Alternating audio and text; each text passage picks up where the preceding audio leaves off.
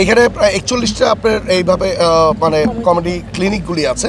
41টার ভিতরে আপনারা জানেন এত বছর ধরে যে আমাদের যেই সরকারটা ছিল সেই সরকারটা আপনার এইদিকে নজর রাখেনি। ইনশাল্লাহ এখন আমরা আমাদের নতুন যেই সরকার এসেছে, গণতান্ত্রিক সরকার, ইভেন আমাদের দেশটায় তারেক রহমান সাহেব এইদিকে অনেক ফোকাস করছেন।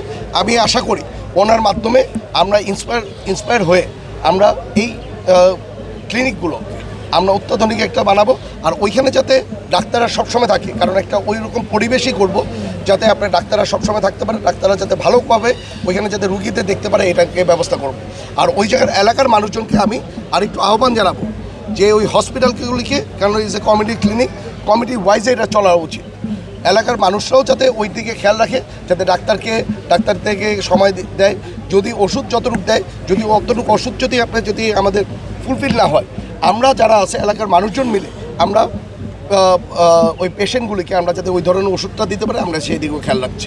আরেকটি হলো আপনারা জানেন হলো 6টা আপনার ক্লিনিক আছে হলো ফ্যামিলি প্ল্যানিংয়ের। যে ফ্যামিলি প্ল্যানিংয়ের আমরা এখানে বসেছি যে আমরা প্রতি মাসে আমরা সবাই ডাটা নিব যে কতজন রুগী এখানে আসছে এবং কতজন রুগীকে তারা রেফার করছে। ইভেন ওইখানে যদি পারে যতটুকু পারে ট্রিটমেন্ট দিবে, ইভেন এর চেয়ে বেশি যদি ট্রিটমেন্ট লাগে তাহলে তারা রেফার করলে আমরা সকলে মিলে ওইটাকে আমরা চেষ্টা করব তাকে মানে ভালো করে ট্রিটমেন্টের আন্ডারে যেতে আসে। আরেকটা যেটা বলছে নো অ্যাম্বুলেন্সের কথা, এটা আসলে আমরা একটা অ্যাপ্লিকেশন নিয়ে আমরা স্বাস্থ্য মন্ত্রণালয়ে আলাপ করবো যাতে অতি শীঘ্রই যাতে এই অ্যাম্বুলেন্সটা রূপগঞ্জবাসী যাতে পায়।